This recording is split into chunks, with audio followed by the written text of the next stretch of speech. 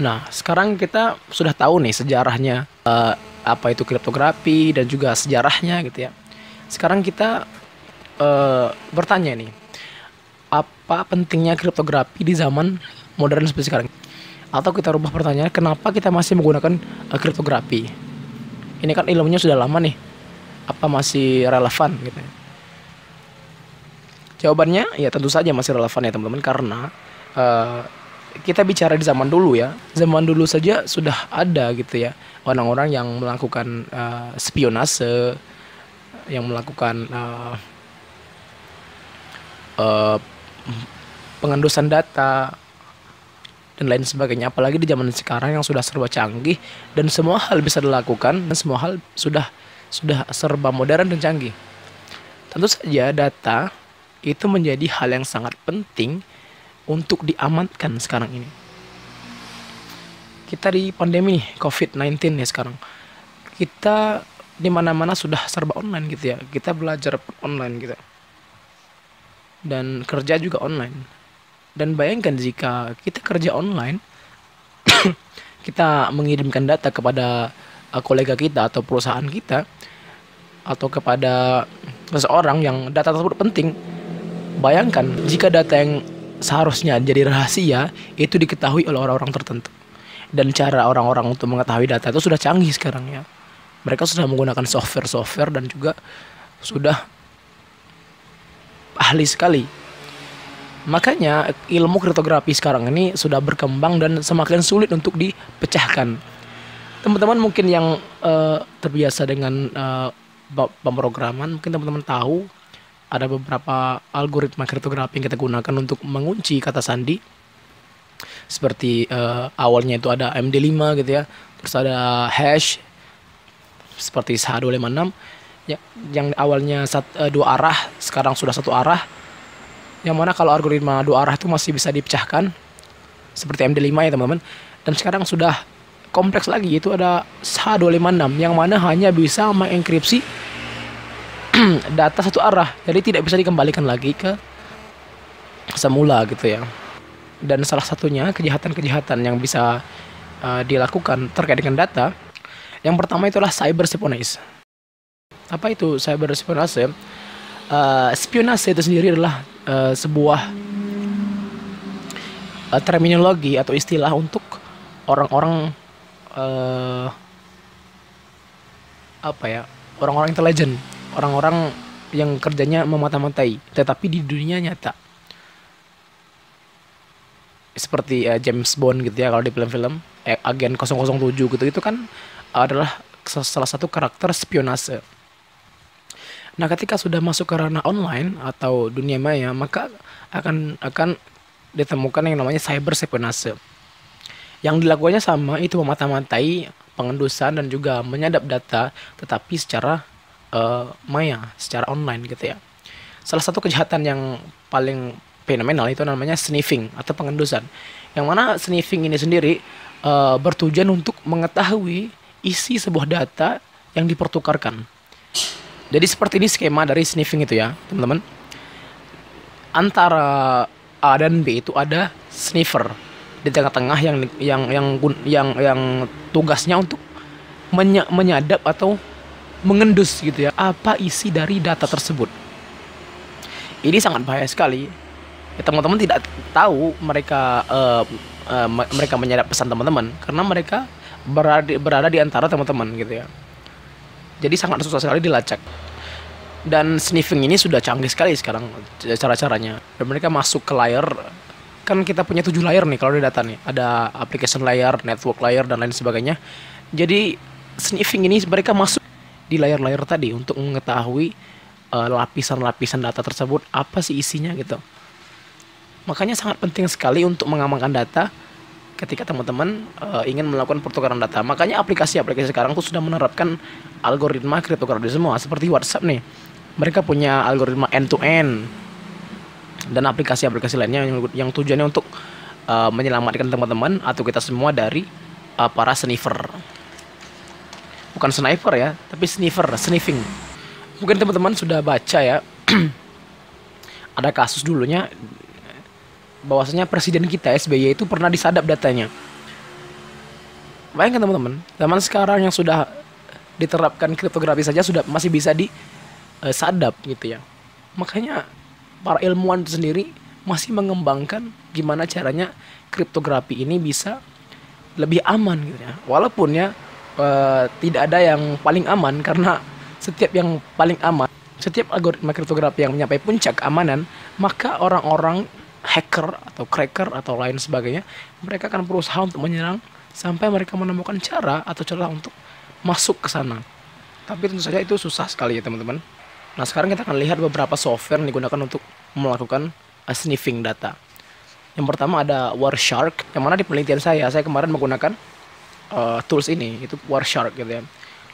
Lalu ada beberapa teman-temannya. Yang kita bahas hari ini adalah Wireshark ya teman-teman.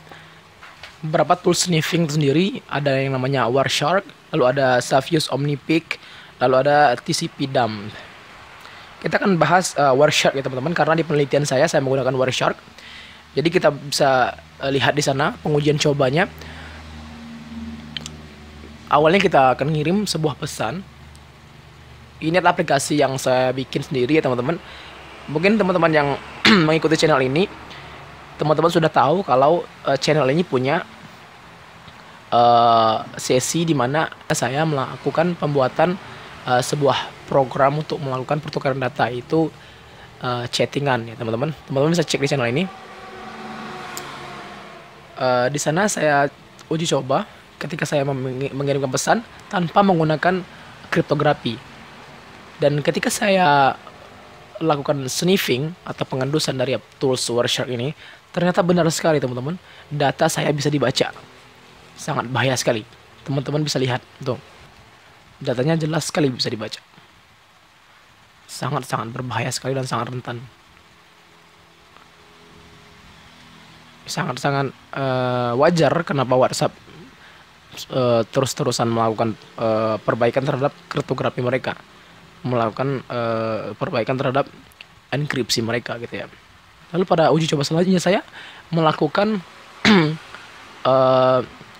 pengiriman data, tapi pada kesempatan kali ini saya mengenkripsi data yang saya kirim menggunakan algoritma kriptografi. Dan benar sekali ketika saya melakukan pengendusan atau sniffing pada data yang saya pertukarkan, data yang saya dapat itu semuanya dienkripsi, nggak bisa dibaca sama sekali.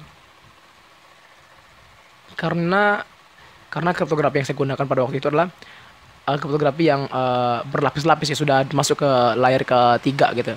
Jadi sniffing ini tidak mampu nyampe ke layer ketiga, hanya masuk ke layer pertama. Jadi simpelnya biar teman-teman paham, ada beberapa layer nih. Teman-teman udah tahu nih. Jika teman-teman belum tahu tentang layer-layer application, physical layer, networking layer, itu layer-layer OSI.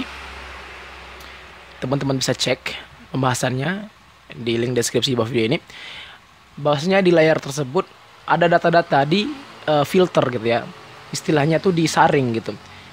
Kalau data tanpa enkripsi itu berada di layer pertama, itu application layer. Sangat mudah sekali sniffer ini itu melakukan penyadapan untuk pengendusan, karena sniffing ini, software sniffing ini berada di layer pertama. Ketika kita menggunakan kriptografi, data tersebut sudah masuk ke layer ketiga, sudah difilter lagi, sudah dienkripsi, terus dienkripsi lagi, sehingga tool sniffer ini tidak mampu untuk masuk ke layer ketiga. Ini hanya bekerja di layer pertama. Itulah pentingnya kriptografi ini. Jika teman-teman pengen aplikasi ini, aplikasi Wireshark atau juga aplikasi chattingannya, teman-teman bisa download. Teman-teman bisa klik di link di atas video ini di card. Nanti teman-teman klik di link tersebut. Link tersebut akan mengarah ke video saya, dan di video tersebut sudah saya taruh link ke GitHub untuk mendownload softwarenya. Oh ya teman-teman, mengenai kriptografi ini juga di dunia website kita mengenal yang namanya HTTP dan HTTPS. Dulunya di zaman-zaman kita masih kecil ya, sebelum saya masih kecil, terutama pas saya masih SMP, SMA, pada waktu itu protokol yang digunakan itu adalah HTTP gitu ya, tidak HTTPS, belum HTTPS. Dan kita pada pertengahan tahun 2015 atau 2014 itu sudah mulai beralih ke HTTPS. Yang mana HTTPS sendiri sudah dikaitkan dengan kriptografi. Yang mana sesuai dengan pembahasan kita kali ini mengenai kriptografi juga. Nah, makanya yang saya bilang pengiriman pesan yang di aplikasi saya itu kan, makanya saya bilang di layer-layer di layer OSI gitu ya, karena ada 7 layer nih: application layer, physical layer, networking layer. Dan yang saya maksud 7 layer inilah layer yang ada di protokol ini. Sehingga jika kita menggunakan protokol HTTPS, maka data kita itu akan masuk ke layar ketiga.